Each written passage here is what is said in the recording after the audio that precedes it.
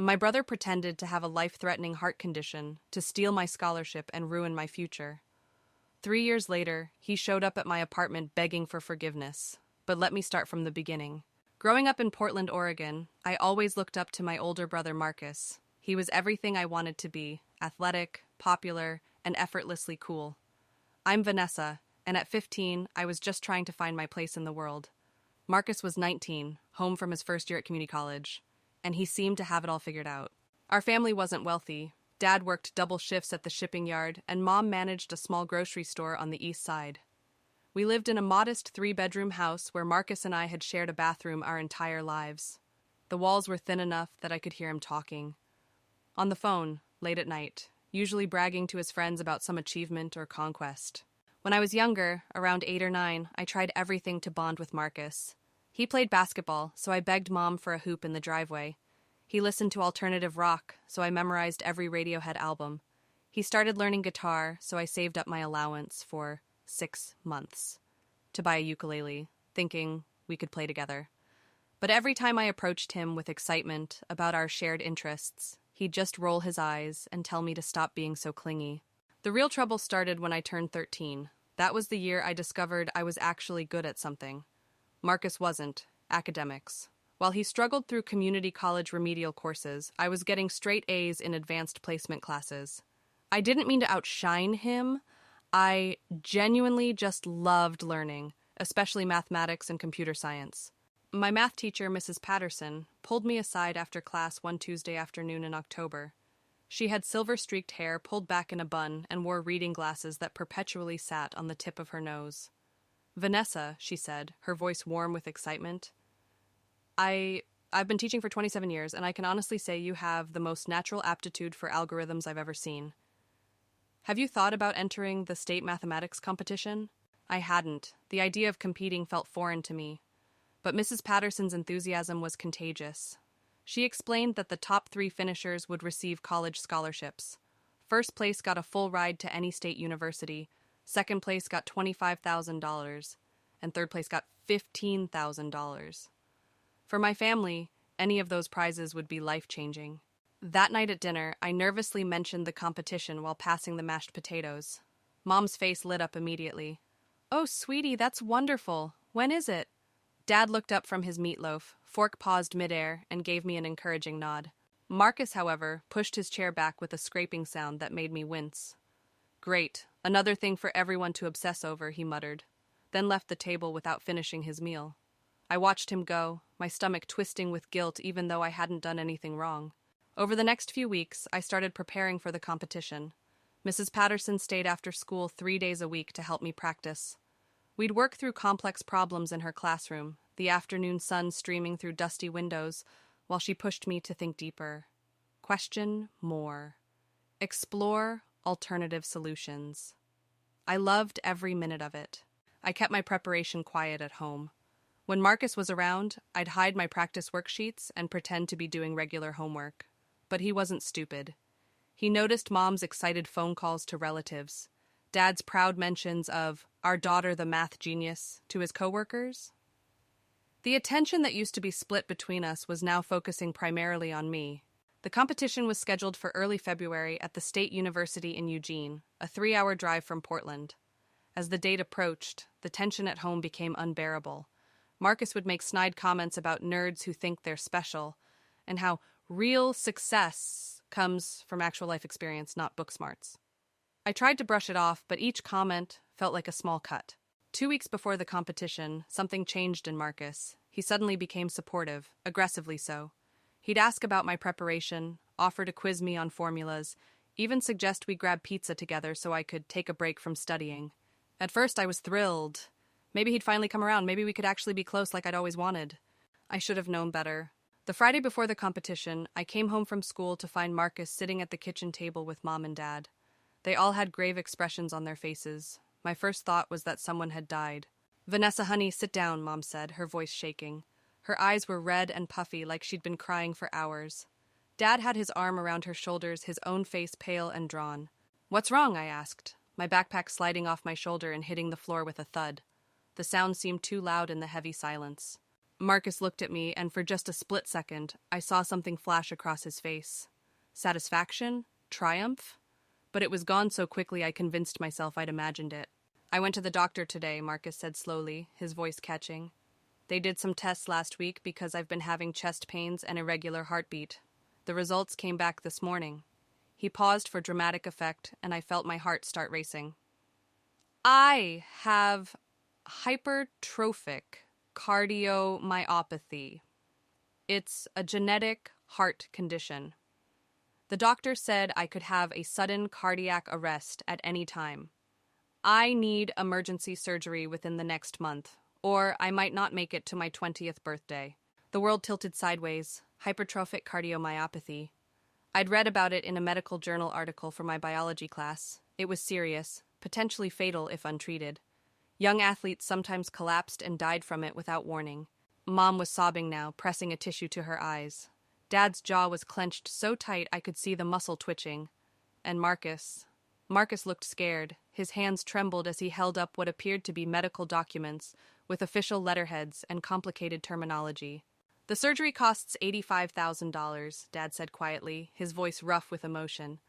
Our insurance will cover some of it, but we're still looking at about $40,000 out of pocket. We've got $12,000 in savings. We'll need to take out a loan for the rest, maybe a second mortgage on the house. My mind was reeling. $40,000. That was more than Dad made in a year. And then it hit me. The competition was in 8 days. If I won first place, that scholarship money could go toward Marcus's surgery instead of my college fund.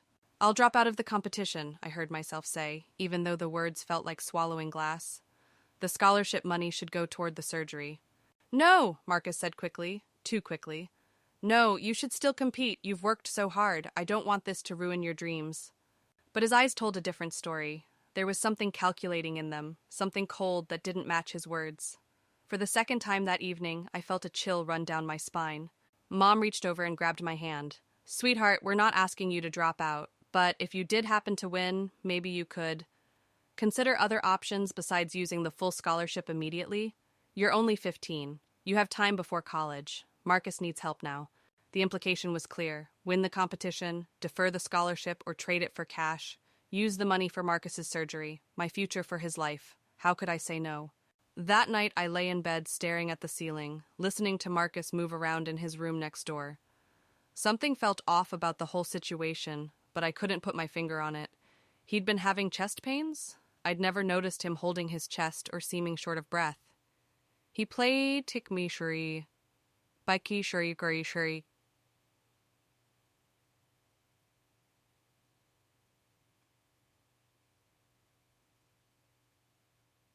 Basketball 3 times a week and never seemed winded. But then I felt guilty for even questioning it. What kind of sister doubted her brother's life-threatening diagnosis? Maybe I just hadn't been paying attention. I'd been so focused on my own achievements that I'd missed him suffering. The next morning, Marcus was up before everyone else making breakfast. Scrambled eggs, bacon, toast, the works. Thought I'd do something nice for my little sis, he said with a smile when I shuffled into the kitchen. You need brain fuel for studying. We sat together at the kitchen table while everyone else slept. He asked me about my competition strategy, which problems I found most challenging, what my test-taking approach would be. He seemed genuinely interested, taking notes on a yellow legal pad like he was my personal coach. You're going to kill it, V, he said, using a childhood nickname he hadn't called me in years. I believe in you, and hey, whatever happens with the money situation, we'll figure it out as a family. Don't let that pressure get to you. But all I could think was, if I won, my brother would live. If I lost, we'd have to scramble to save his life. No pressure at all. The week passed in a blur of studying and worry. I barely slept, running through formulas and theorems in my head while staring at my bedroom ceiling. Mrs. Patterson noticed my distraction during our practice sessions, but attributed it to pre-competition nerves. 2 days before the competition, I decided I needed to see Marcus's medical records for myself. Not because I doubted him, I told myself, but because I wanted to understand exactly what he was facing. Knowledge made me feel more in control. I waited until the house was empty. Mom and Dad were both at work, and Marcus had mentioned going to his physical therapy appointment. Something new he'd started, supposedly to strengthen his heart through gentle exercise. I crept into his room, feeling like a criminal, and started searching. His desk was cluttered with old homework assignments and gaming magazines. I rifled through drawers, finding nothing but old receipts and random junk. Then I checked his closet, pushing aside hanging shirts to reveal a small filing box on the top shelf. Inside were the medical documents I'd seen at the kitchen table, but something was wrong. The letterhead looked slightly off, the font not quite right. I pulled out my phone and searched for the hospital logo. It didn't match, not even close. My hands started shaking as I examined the papers more carefully. The doctor's signature was illegible, generic. The medical terminology was correct but used oddly, like someone had looked up terms online and strung them together without really understanding them. And then I noticed the date. The test results were dated the same day Marcus had announced his diagnosis. Medical tests didn't work that fast, especially not for something as serious as cardiac imaging. I heard the front door open downstairs and quickly shoved everything back into the box, my heart pounding. But it was just the mailman. I had maybe another hour before anyone came home. I took photos of everything with my phone, then carefully replaced the box exactly as I'd found it. Then I went to my room and started researching. I called the hospital listed on the documents. They had no record of Marcus as a patient. I called his doctor. The number rang to a disconnected line. My brother was faking it, all of it. The heart condition, the surgery, the desperate need for money. He'd fabricated an elaborate lie to manipulate our family, to steal my scholarship money, to once again make himself the center of attention. But why? And how could I prove it without destroying our family? I spent that night weighing my options. If I confronted Marcus directly, he'd deny everything, and probably come up with some explanation for the inconsistencies I'd found. If I told my parents without concrete proof, they'd think I was being jealous or cruel, doubting my brother's health in his time of need. No, I needed to let him expose himself. I needed to win the competition first, then watch what he did with the money. If he was really sick, he'd use it for the surgery. If he wasn't, well, I'd be ready. Competition day arrived with gray clouds and drizzling rain. We all piled into Dad's old Honda Civic for the drive to Eugene. Marcus insisted on coming along for moral support, even though he claimed the trip would be exhausting for his weak heart. Yet, I noticed he carried all the heavy bags from the car to the building without breaking a sweat. The competition was held in a huge lecture hall that smelled like old books and floor wax. About 200 students from across Oregon sat at individual desks, number 2 pencils lined up like soldiers, scientific calculators at the ready. I found my assigned seat near the middle of the room, aware of my family watching from the observation area above. The first section was pure mathematics, algebra, geometry, trigonometry. I flew through it, my pencil scratching across the paper as numbers and equations aligned themselves in my mind like they were meant to be there. The second section was logic puzzles and pattern recognition. Again, it felt natural, almost easy.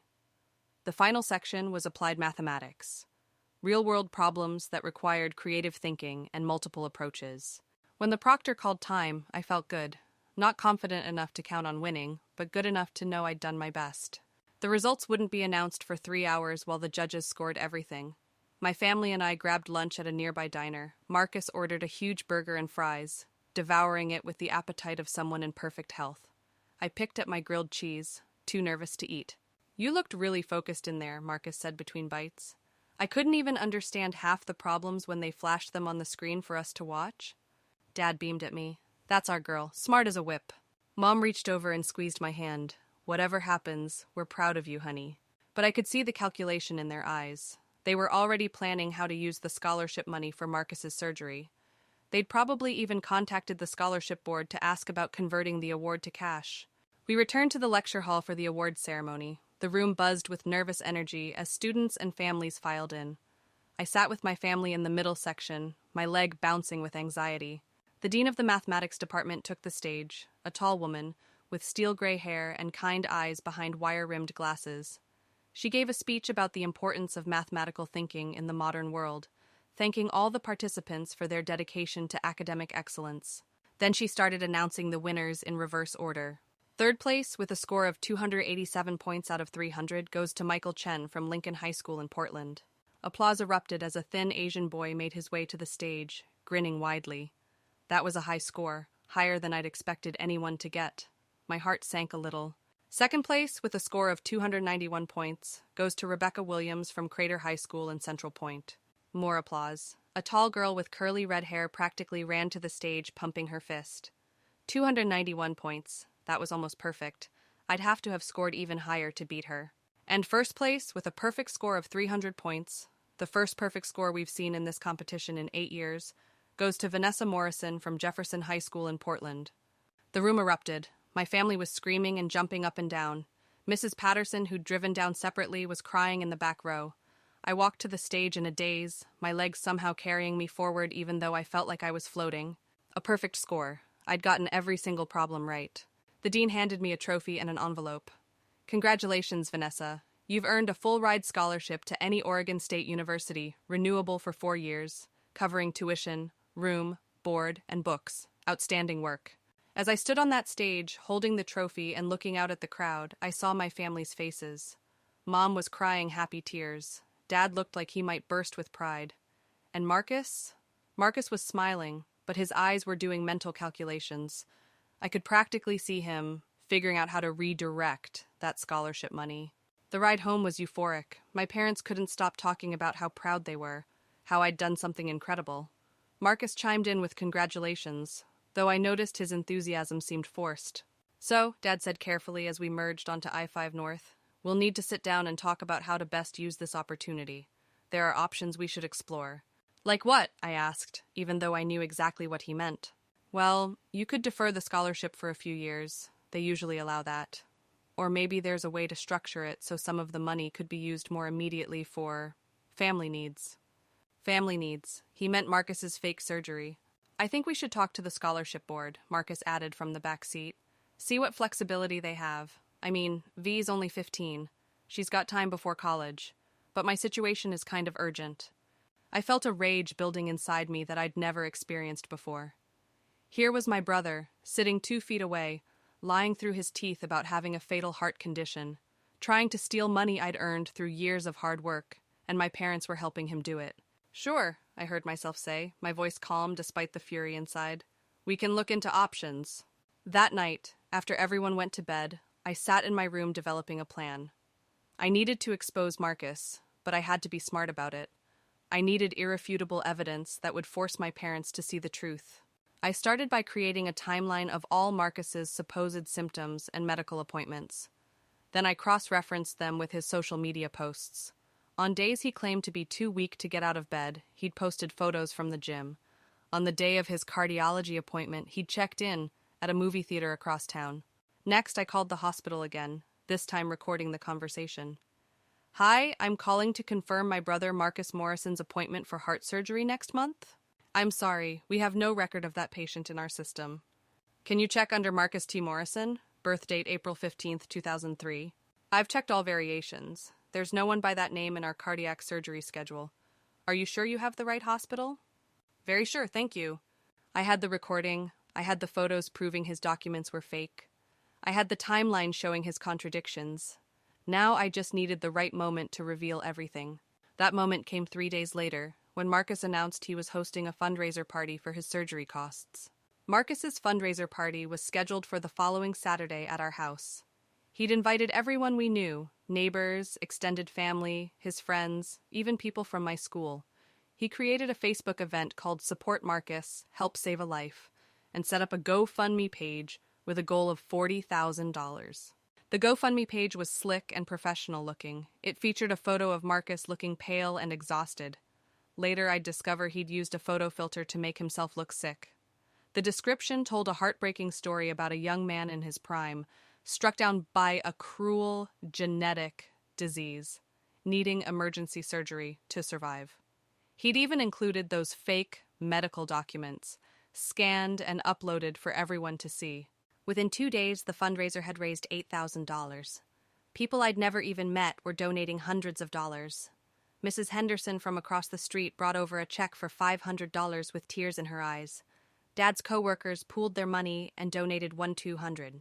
Even my math teacher, Mrs. Patterson, contributed $100 from her modest salary.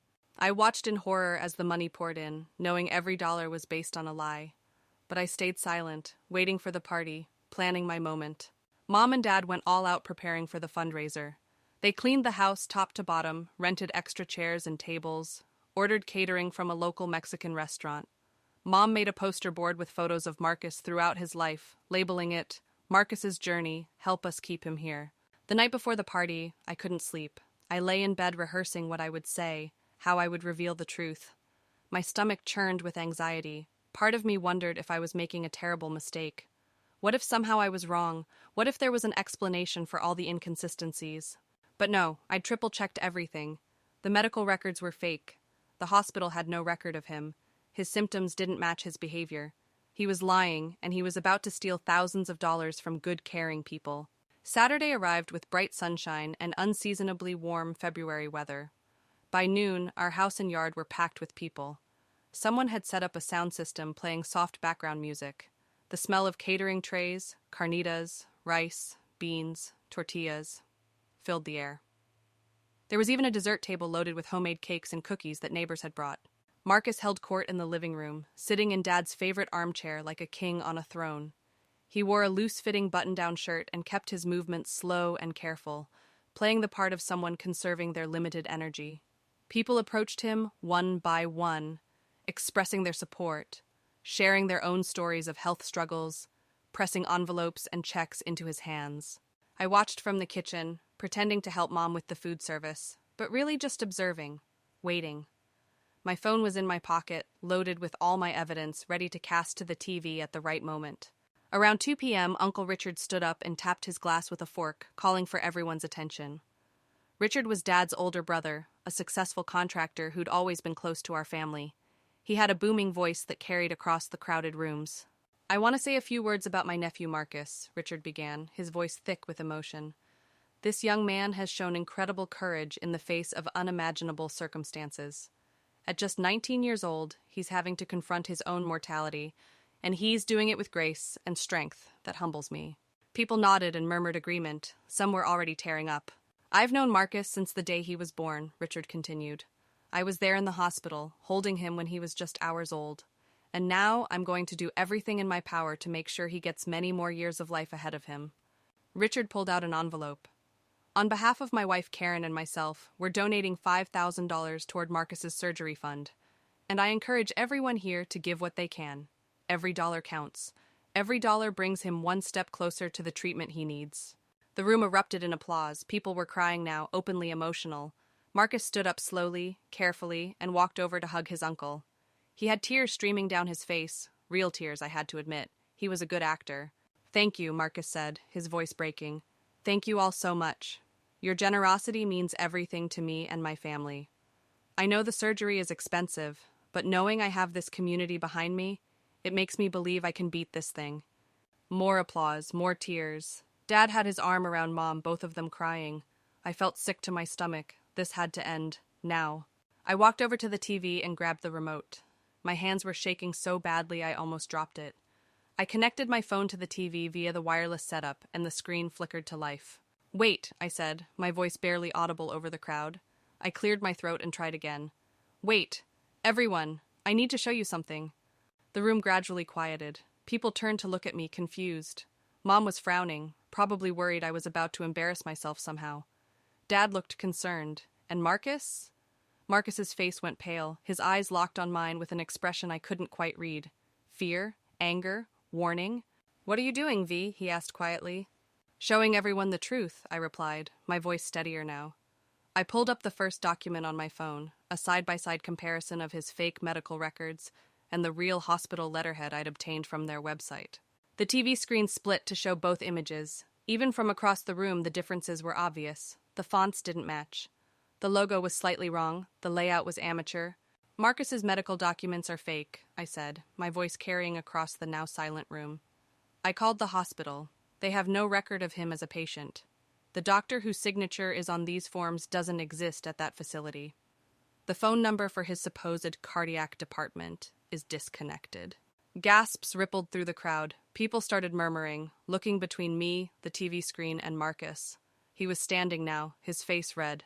"Vanessa, what the hell are you doing?" he demanded, his voice sharp. "Are you seriously trying to humiliate me at my own fundraiser? I'm dying, and you're jealous because you can't handle me getting attention for once in your life. You're not dying, I said calmly, pulling up the next piece of evidence. A photo of him at the gym, dated 2 days ago, the same day he claimed to be too weak to leave his room. You're lying. You've been lying this entire time. I showed more photos. Marcus playing basketball. Marcus at the movies. Marcus eating a huge meal at Buffalo Wild Wings when he'd told our parents the medication made him too nauseous to eat. This is from your own Instagram account, I said. These are your own posts, showing you living your normal life on days you claim to be bedridden. Mom stood up, her face pale. Vanessa, honey, this isn't the time. When is the time, Mom? I interrupted, shocked by my own boldness. When he's collected $40,000 from people who believed his lies? When Mrs. Henderson has given up her grocery money for the month? When Mrs. Patterson donated money she needs for her own bills? When Uncle Richard just gave him $5,000? I pulled up the timeline I'd created, displaying it on the TV. Each of Marcus's claimed symptoms and appointments, cross-referenced with proof that he was doing something else entirely. February 3rd, claimed to have a cardiology appointment at 2 p.m., actually checked in at Century 16 Theater to see the new Marvel movie. February 7th, said he was admitted to the hospital overnight for monitoring. Posted a photo from Jake's house party that same night. February 10th, told everyone he was starting physical therapy for his heart. Went to Dave & Buster's and posted videos of himself playing arcade games for 3 hours. The room was completely silent now except for my voice. People were staring at the evidence, then at Marcus, then back at the evidence. I could see understanding dawning on their faces, followed by anger. This is ridiculous, Marcus said, his voice rising. She's photoshopped these. She's making this up because she's jealous. Ever since she won that stupid math competition, she's been insufferable. She can't stand that I'm getting attention now. I called the hospital and recorded the conversation, I said, playing the audio on the TV. The woman's voice was clear. We have no record of that patient in our system. Uncle Richard stood up, his face darkening. Marcus, is this true? Have you been lying about being sick? No, Marcus shouted. This is insane. She's trying to destroy me because she's always hated me. She's a psycho. But his voice was too loud, too defensive. Even I could hear the panic in it. Then explain the medical records, I said quietly. Explain why the hospital logo doesn't match. Explain why your supposed doctor doesn't exist. Explain why you're playing basketball when you claim to have a heart condition that could kill you with any strenuous activity. Marcus looked around the room desperately, searching for anyone who believed him. But the faces staring back were skeptical now, some angry, some hurt, all confused. Dad walked slowly over to Marcus. His face was hard, his jaw set in a way I'd never seen before.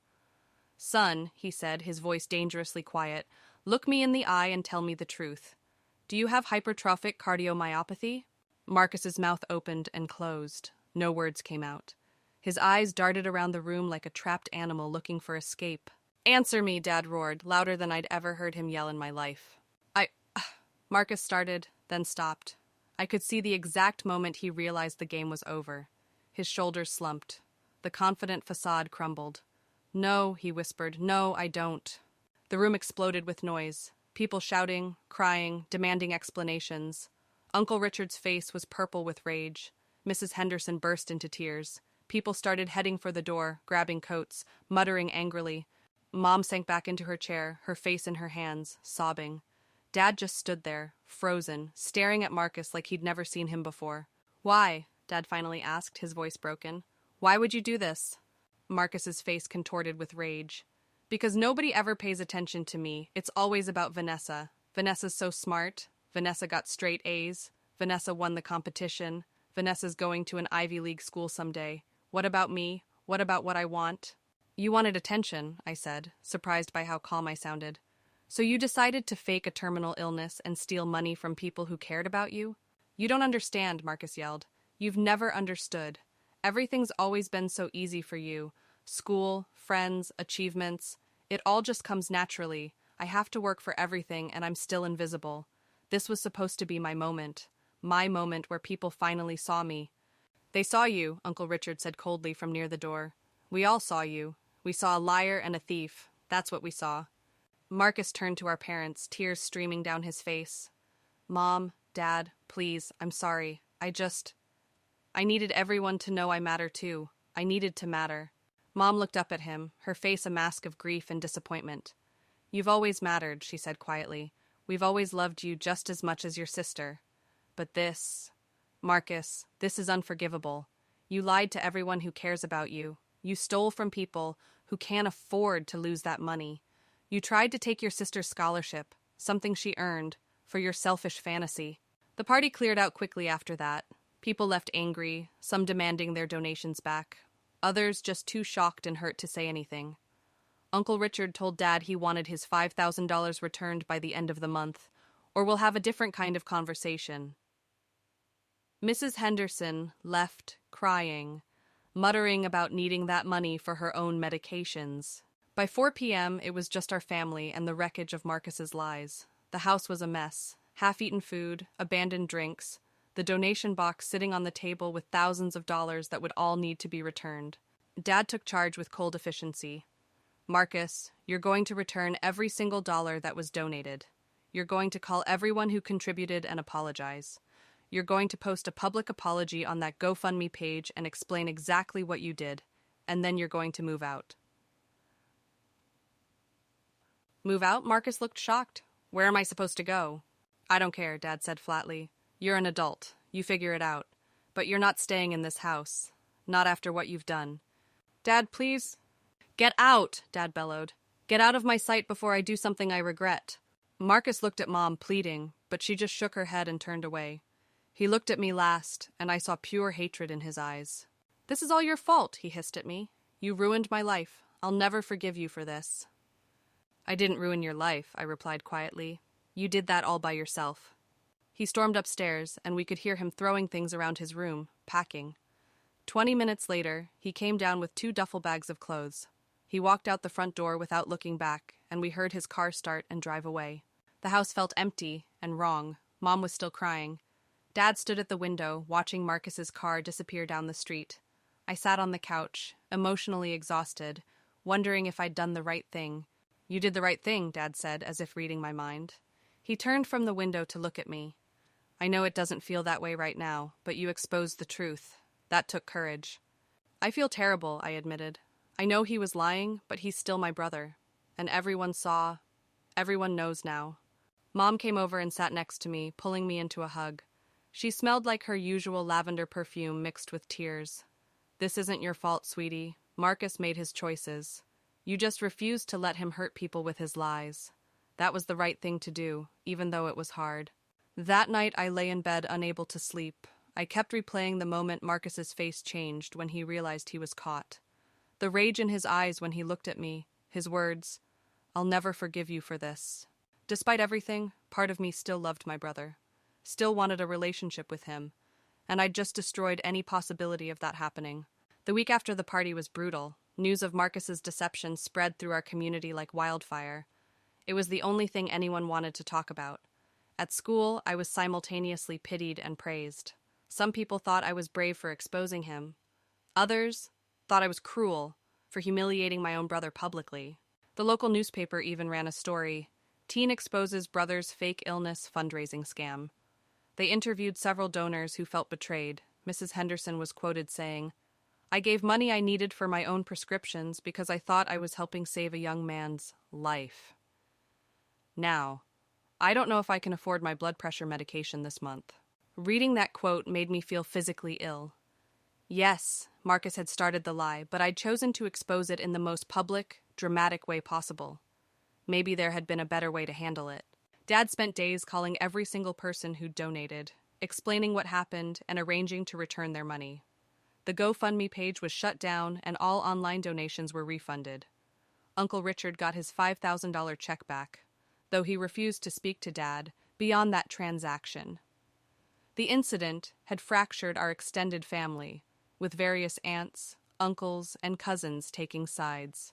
Some family members blamed Marcus entirely. Others thought I'd been unnecessarily cruel in how I'd revealed the truth. A few even suggested that maybe Marcus really was sick and I'd misunderstood the evidence. These were the same people who'd never liked me being smarter than everyone else, anyway. Marcus moved in with his friend Jake, sleeping on a couch in a cramped apartment shared by 3 guys. He refused all contact with our family, Mom tried calling him dozens of times, but he never answered. She left tearful voicemails asking him to come home, promising we could work through this, but he never called back. 2 weeks after the party, I won another academic award, this time a regional science fair competition with my project on algorithm optimization. It was a significant achievement, but there was no celebration at home. Mom and Dad congratulated me quietly, gave me a hug, but the joy that should have accompanied it was missing. The shadow of what happened with Marcus hung over everything. Mrs. Patterson pulled me aside after school one day in late March. "Vanessa, I'm concerned about you," she said, her kind eyes studying my face. "You look exhausted. Are you sleeping?" I hadn't been. Every night I lay awake thinking about Marcus, wondering where he was, if he was okay, if he hated me. "I'm fine," I lied. "You exposed something that needed to be exposed," she said firmly. "You saved people from being defrauded. That took remarkable courage. But I imagine it also took a toll. Have you considered talking to someone? The school counselor is excellent." I promised I'd think about it, though I had no intention of following through. I didn't want to talk about my feelings. I wanted to focus on schoolwork, on concrete problems with definite solutions. Emotions were messy and complicated. But my grades started slipping anyway. My focus was gone. I'd sit in class staring at equations that used to make sense, but now they just looked like meaningless symbols. I stopped raising my hand to answer questions. I turned in homework late.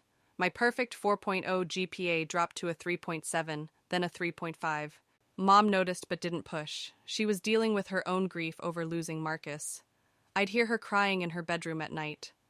Dad threw himself into work, taking extra shifts to avoid being home in the house that felt so empty now.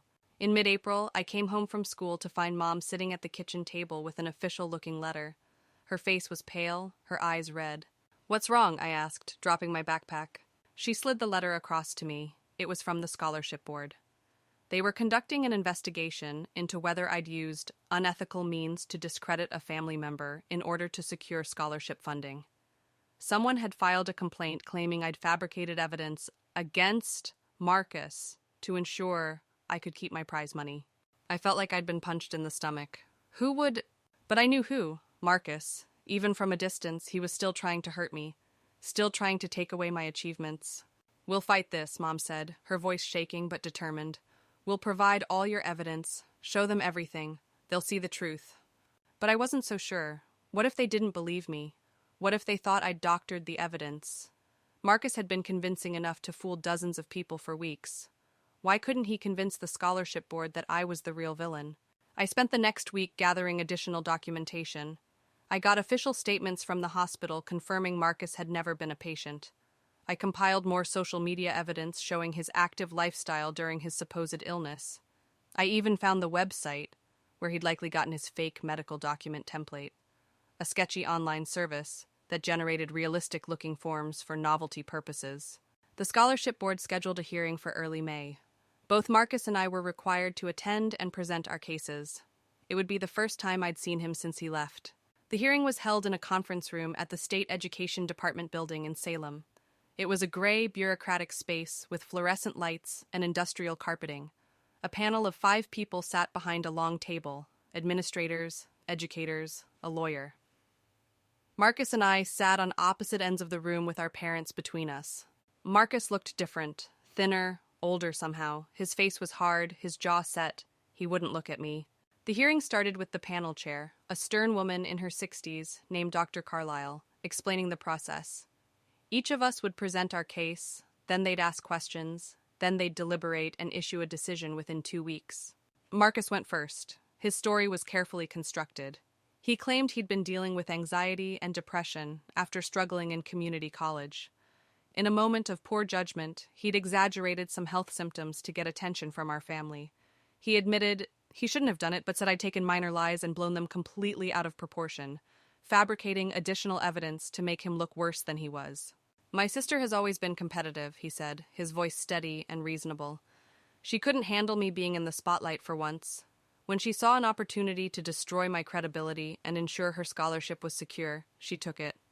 She doctored documents, created fake phone call recordings, even staged photographs, all to make me look like some kind of monster, when really I was just a depressed kid making a stupid mistake. It was masterfully done. He admitted to some wrongdoing, making himself look honest, while framing me as the real villain. Several panel members were nodding along with his story. Then it was my turn. I presented everything methodically.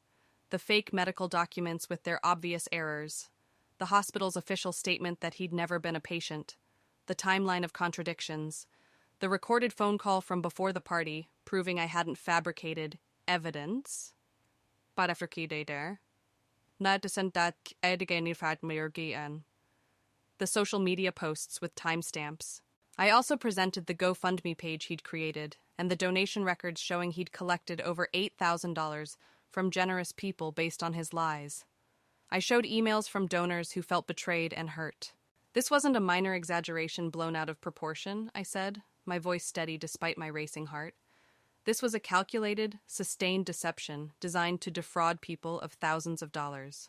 My brother created fake medical documents, maintained an elaborate fiction for was prepared to let my scholarship money be used for his supposed surgery. I didn't expose this out of jealousy or competitiveness. I exposed it because it was wrong. The panel asked questions for over an hour. They grilled me about how I'd obtained certain evidence, legally from public sources and his own social media.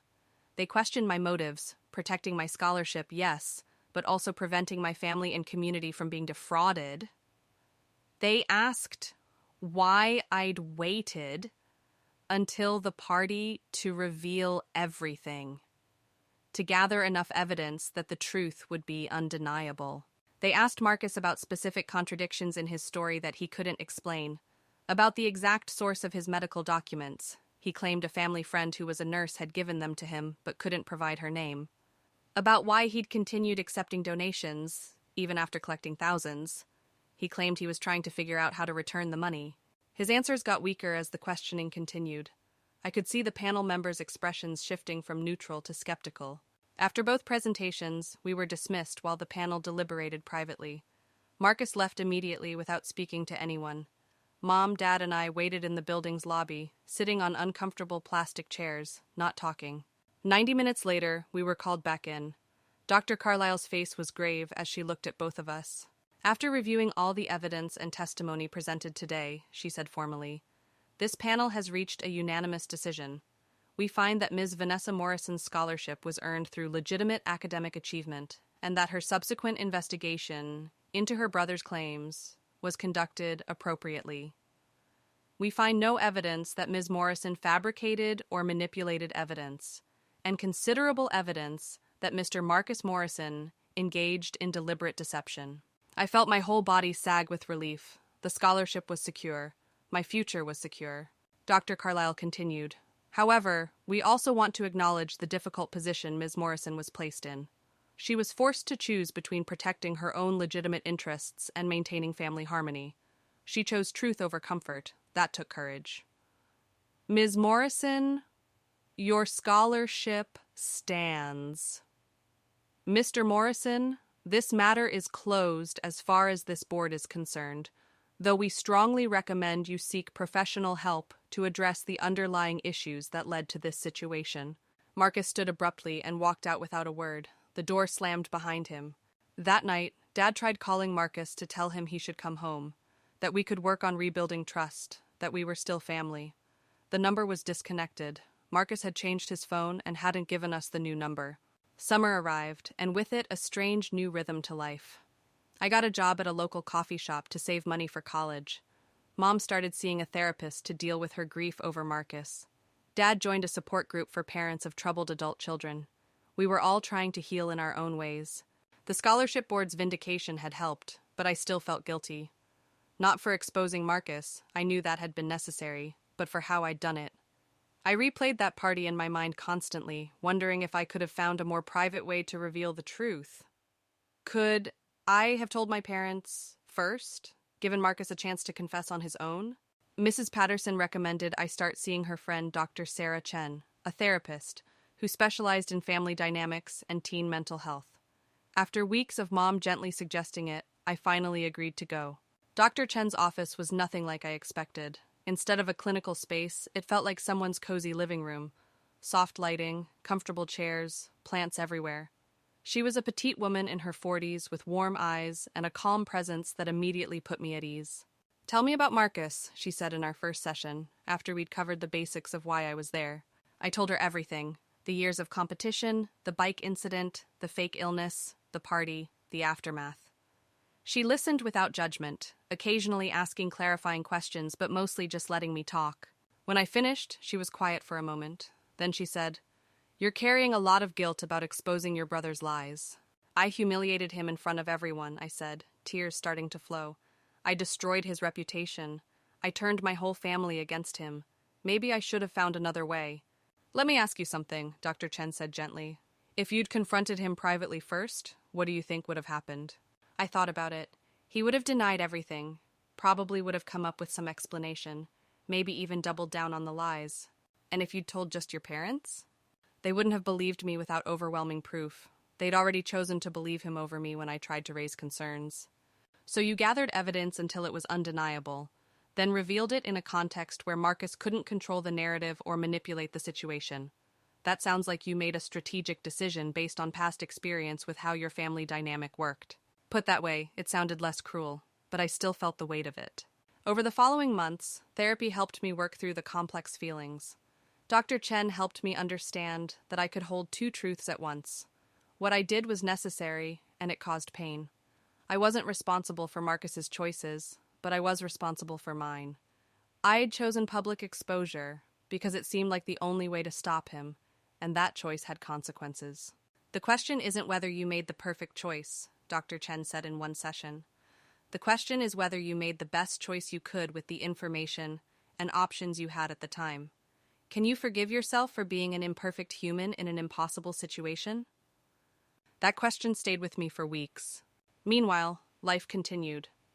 I started my junior year of high school with renewed focus. My grades recovered. I joined the robotics club and discovered I loved building things as much as solving theoretical problems. I made new friends who didn't know anything about the Marcus situation and just saw me as Vanessa, not that girl who exposed her brother. Around Thanksgiving, almost 9 months after the party, Mom got a phone call from Marcus's friend Jake. Marcus had been in a car accident, nothing life-threatening, but he'd broken his leg and needed surgery. Real surgery this time. Jake thought we should know. Mom and Dad immediately wanted to rush to the hospital. I hesitated. "What if he doesn't want us there?" "He's our son," Dad said simply. "He's your brother. He might not want us, but we're going anyway." We drove to Portland General Hospital in near silence. Mom kept twisting her hands in her lap. Dad's jaw was set with determination. I stared out the window, my stomach churning with anxiety. Marcus was in a recovery room when we arrived, his left leg in a cast from ankle to thigh. He looked shocked to see us walk in, then his face hardened. "What are you doing here?" he asked, his voice cold. "We heard about your accident," Mom said, her voice breaking. "We wanted to make sure you were okay." "Well, I'm fine. You can leave now." But he wasn't fine. I could see it in his eyes. He looked exhausted, defeated, older than his 19 years. There were dark circles under his eyes and a hollowness to his cheeks that spoke of missed meals and sleepless nights. Dad pulled up a chair and sat down despite Marcus's obvious hostility. "We're not leaving," he said quietly. "You can be angry at us. You can refuse to talk to us, but we're staying." Marcus turned his face to the wall, refusing to look at us. For 20 minutes, we sat in silence. Mom alternated between crying quietly and trying to busy herself, adjusting Marcus's blankets or refilling his water cup. He rejected every attempt at care, pushing her hands away without speaking. Finally, I couldn't stand it anymore. "Marcus, I'm sorry." He turned to look at me, his eyes blazing with anger. "You're sorry? You destroyed my life, turned everyone against me, took away my family, and you're sorry?" "I'm sorry for how I did it," I said, my voice steady. "I'm not sorry for exposing your lies. That needed to happen. But I'm sorry I did it so publicly. I'm sorry I humiliated you. I could have found a better way." "There was no better way," he spat back. "You wanted to hurt me and you succeeded. Congratulations, V. You won. Again." "I didn't want to hurt you," I said, tears streaming down my face now. "I wanted you to stop lying. I wanted to protect people from being defrauded. But yeah, I also wanted to keep my scholarship. I earned it, Marcus. I worked for years for that achievement. And you tried to take it away with a fake illness. How was I supposed to react? You were supposed to be my sister, he shouted, his voice breaking. You were supposed to have my back, not ruin my life.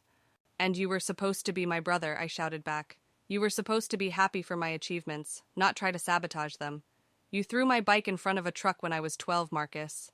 You've been trying to hurt me for years.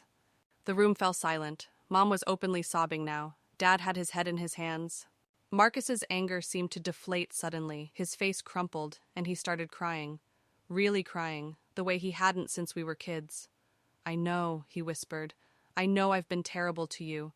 I don't know how to stop being jealous. I don't know how to be happy for you when everything's, always, been so easy for you and so hard for me. It hasn't been easy, I said quietly, sitting down on the edge of his hospital bed. You made sure of that. But yeah, school comes naturally to me. I can't help that any more than you can help being good at other things. He laughed bitterly. What am I good at, V? What's my special talent? Being a liar? Being a manipulator? Ruining my own life? I thought about it. You're good with people when you're not trying to manipulate them. You're charismatic. You're creative. The way you constructed that whole fake illness story was twisted, but it showed creativity and attention to detail. You're good at reading people, understanding what they need to hear. Those are actual skills, Marcus. You've just been using them in terrible ways. He was quiet for a long time. Finally, he said, Jake made me start seeing a therapist. Court-ordered after I got caught shoplifting last month. I hadn't known about the shoplifting. Mom gasped. Dad looked like he'd been punched. I've been not doing well, Marcus continued quietly. After everything happened, I couldn't find a job. No one would hire me once they knew who I was. I was living on Jake's couch, eating ramen, stealing food when I couldn't afford it. The therapist thinks I have some kind of personality disorder. Maybe narcissism, maybe something else. She's still evaluating. That's actually good, Mom said through her tears. Getting help is good. We'll support you through that, sweetie. We'll help however we can. I don't deserve your help, Marcus said, but he was looking at her now instead of the wall. Maybe not, Dad said. But you're getting it anyway, because that's what families do. But Marcus, you need to understand, we can't go back to how things were. Trust has to be rebuilt. You have to prove you're actually changing. And it's going to take time, a long time. Marcus nodded slowly. He looked at me again, and this time there was something different in his eyes. Not hatred. Maybe the beginning of understanding. I really am sorry, he said to me. For everything. The bike, trying to steal your scholarship, all of it. I was so consumed by jealousy that I couldn't see how messed up I was being. You didn't ruin my life. I did that myself. You just held up a mirror and made me see what I'd become. I wanted to believe him, but Dr. Chen had taught me to be cautious, to watch actions rather than words. Okay, I said simply. Let's see where this goes. We stayed at the hospital for another hour. The conversation was stilted and awkward, but it was a start. When we left, Marcus actually said goodbye instead of just turning his back. Over the following months, Marcus worked with his therapist and slowly started rebuilding his life. He got a job at a warehouse, doing inventory and shipping. It wasn't glamorous, but it was honest work. He moved into his own studio apartment. He attended family dinners once a month, supervised at first. Then gradually without that requirement, as he proved he could handle it. The healing wasn't linear. There were setbacks and arguments. Sometimes old patterns would emerge. Marcus would make a passive-aggressive comment about my achievements, or I'd be too quick to assume the worst about his motives, but we were trying. My senior year of high school flew by. I was accepted early decision to MIT with a full scholarship package, combining my state award with university grants. The day the acceptance letter came, I told Marcus about it separately before announcing it to the family. I wanted to give him a chance to process his feelings privately. That's amazing, V, he said when I called him. Seriously, I'm proud of you. And for once, I believed him. The graduation ceremony was bittersweet. Marcus came and sat with our parents. When they called my name as valedictorian, he stood up and cheered louder than anyone. After the ceremony, he pulled me aside. I have something for you, he said, handing me a small wrapped box. Inside was a silver bracelet with a tiny charm in the shape of an infinity symbol. It's from both of us, he said awkwardly. From who we were as kids and who we're trying to become now. Infinite possibilities, infinite chances to get it right. I put it on immediately. Thank you, I said, and hugged him for the first time in over 2 years. That summer before college, Marcus and I actually spent time together. Not forced family dinners, but genuine hangouts. We got coffee a few times, went to a Trailblazers game, watched movies at his apartment, learning to be siblings again from scratch, without all the history weighing us down. It wasn't perfect. Sometimes I still felt anxious around him, waiting for the other shoe to drop. Sometimes he'd get that look in his eyes, the jealous one, and I'd tense up. But he was working on it in therapy, learning to recognize and manage those feelings before they turned into destructive actions. The night before I left for MIT, we had a family dinner at a nice restaurant downtown. Marcus gave a toast. To my little sister, who's going to change the world with her brilliant brain, and who had the courage to call me out when I needed it most, even when it cost her. I'm sorry for everything I put you through, V, and I'm proud of who you've become despite my best efforts to drag you down. We all cried, even Dad, who never cried. At MIT, I threw myself into my studies and discovered a passion for artificial intelligence and machine learning. I made friends, joined clubs, experienced the normal struggles and triumphs of college life. But I also kept in regular contact with my family, including Marcus. He continued therapy and slowly built a life he was proud of. After 2 years at the warehouse, he enrolled in business classes at community college. He discovered he was actually good at marketing and sales when he used his people skills ethically. He got a job at a small marketing firm and thrived. And 3 years after the infamous party, Marcus called me at school. Hey V, I wanted you to be the first to know. I got promoted to junior account manager. It's not a huge deal, but it's the first real professional achievement I've earned, honestly. No lies, no manipulation, just hard work. That's incredible, Marcus, I said, genuinely happy for him. I'm proud of you. Thanks, and V, thank you for not letting me get away with it, for holding up that mirror even when it was painful. I wouldn't be here without that wake-up call. Looking back now, I can see how that terrible period shaped all of us. Mom and Dad learned to see their children more clearly, to not enable destructive behavior in the name of love. Marcus learned that he couldn't lie and manipulate his way to happiness, that real achievements meant more than fake ones. And I learned that sometimes doing the right thing meant being willing to be the villain in someone else's story, at least temporarily. We're not a perfect family. We probably never will be. But we're honest now. We're real. And maybe that's more valuable than perfect. Marcus and I will never have the sibling relationship I dreamed about as a kid. Too much has happened. Too much hurt has been caused. But we're building something new, a relationship based on mutual respect and hard-earned trust, rather than obligation and fantasy. And you know what? That's enough. That's more than enough. Sometimes the price of truth is paid in broken relationships and public humiliation. Sometimes doing the right thing costs more than we want to pay. But in the end, a foundation built on lies will always crumble.